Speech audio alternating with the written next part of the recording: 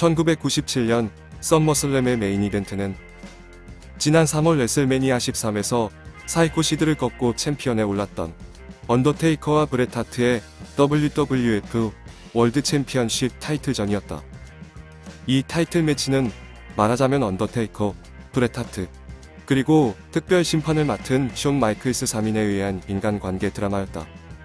이 시대의 메인 랭커 선수들이 그러했듯 이 세 명의 선수들 모두 선역과 악역 포지션을 때에 따라 교묘히 넘나들었다.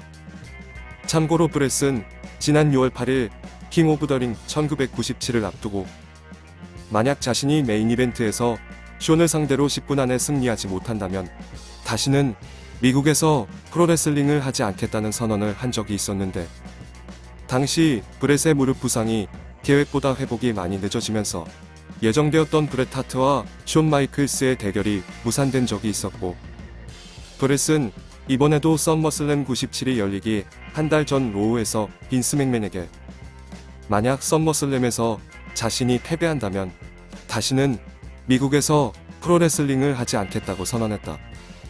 그는 입장 후 미국인들을 도발하는 프로모를 선보인 후에 시합 개시 공이 울리기도 전에 심판인 숀 마이클스로부터 챔피언 벨트를 빼앗은 뒤 이 벨트를 흉기 대신 사용하여 언더테이커를 배후에서 공격했다. 초반 브렛 하트의 포지션 설정은 완전한 악역이었다. 그 뒤 시합 초반부에 링사이드를 천천히 돌면서 장외 난투를 리드해 간 것은 언더테이커였다.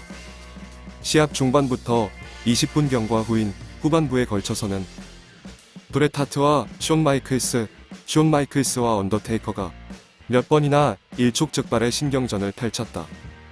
관객들은 브렛 하트에게 어떤 장면에서는 커다란 환호를 보내다가도 또 어떤 장면에서는 큰 아유를 퍼부었다. 브렛이 적어도 캐나다를 제외한 곳에서는 악역인 것은 틀림없었지만, 그렇다고 해서 인간적인 대립점에 있던 숀 마이클스가 선역이 되거나 브렛의 대결 상대인 언더테이커가 절대적인 선역이 되는 것은 아니었다. 완전 무결한 선역은 사라지고 선역과 악역이 뒤섞인 인간 군상 드라마, 캐릭터의 선악 구분의 불확실성이 극대화된 시대. 이것이 바로 애티튜드 에라의 초석이 되었다. 경기 후반 장외에서 숀과 브렛이 충돌 후 브렛은 심판인 숀의 눈을 피해 언더테이커에게 체어샷. 하지만 언더테이커가 카운트 2에서 킥아웃. 숀이 브렛에게 의자 사용 여부를 추궁하자 브렛이 숀에게 침을 뱉었고, 분노한 숀이 날린 체어샷이 언더테이커를 향하면서 어처구니 없게도 숀이 브렛의 승리에 도움을 주게 되었다.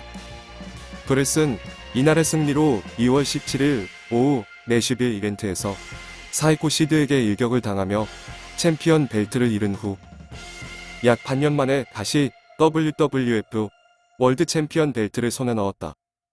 이번 챔피언 등극은 브렛에게 있어서 통산 5회째이자 마지막 등극이 되었다. 통산 5회 챔피언 등극은 헐크 호건과 동률인 기록이었으며, 당시만 해도 호건 외에 WWF 챔피언 5회 등극은 아무도 없었다. 브렛의 승리 세레모니의 관객들은 들고 있던 음료수 컵과 쓰레기를 던졌다. 세레모니가 끝나기도 전에 자리를 떠나는 관객들이 카메라에 잡혔다.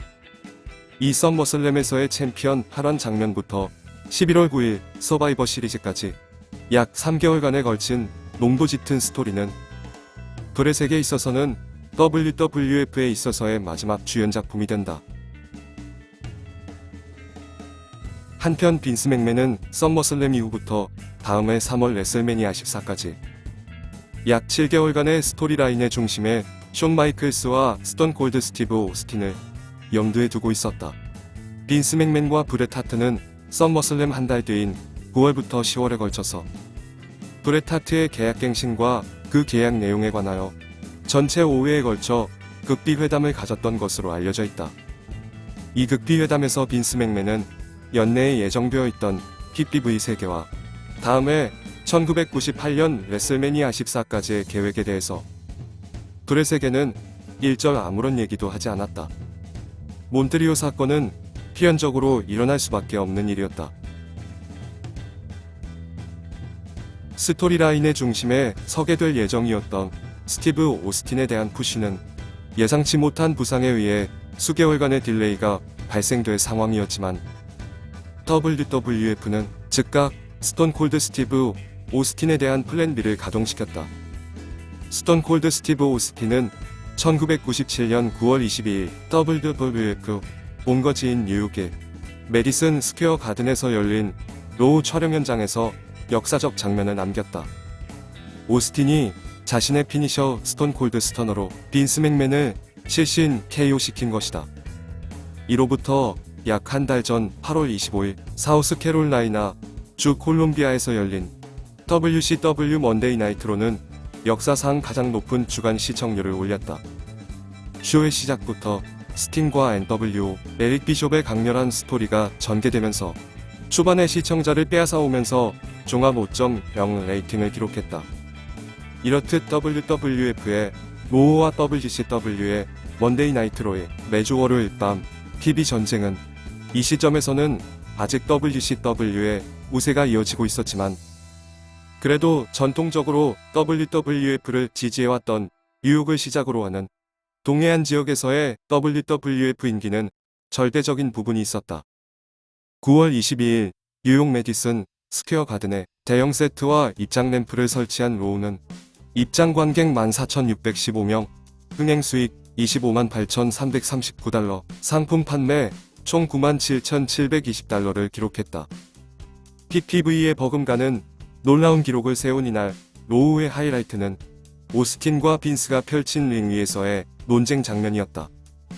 8월 썸머슬램에서 오웬 하트와의 시합 도중에 경추 손상을 입고 모든 전미 투어를 결장하고 있던 스톤 콜드 스티브 오스틴. 그는 오웬 하트와 브라이언 필먼의 인터콘티넨탈 타이틀전에 난입하여 자신을 부상 입힌 오웬 하트에게 달려들었다. 검은색 티셔츠 차림의 난입 장면은 바로 이 시절에 만들어진 것이다. 중계석에 앉아있던 빈스 맥맨은 직전빙으로 올라가 모두가 걱정하고 있다. 남은 인생을 휠체어에서 보내고 싶지 않다면 부탁이니 치료에 전념해달라며 오스틴에게 자종을 촉구했다. 오스틴은 일단 빈스의 설득에 납득한 듯 링을 내려오는 듯 하다가 느닷없이 뒤를 돌아 빈스의 배를 걷어찬 뒤 스터너를 선보였다. 둔탁한 소리와 함께 마이크를 쥔 빈스가 링 바닥에 패자로 뻗었다. 곧바로 경관들이 달려와 오스틴을 붙잡아 수갑을 채웠다.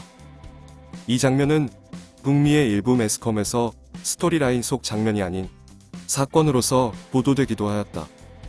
오스틴과 빈스 맥맨의 충돌 장면은 아직 이 시점에서는 이런 사건 사고를 가장한 각본에 대한 면역이 없던 일반 관객들에게 있어서 매우 충격적인 것이었다.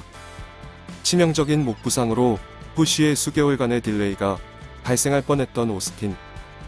그러나 난입에 이은 빈스 맥맨과 충돌, 그리고 스터너라는 플랜 B로 인해 어느새 스토리라인의 주연 자리를 완전히 꿰차게 되었다.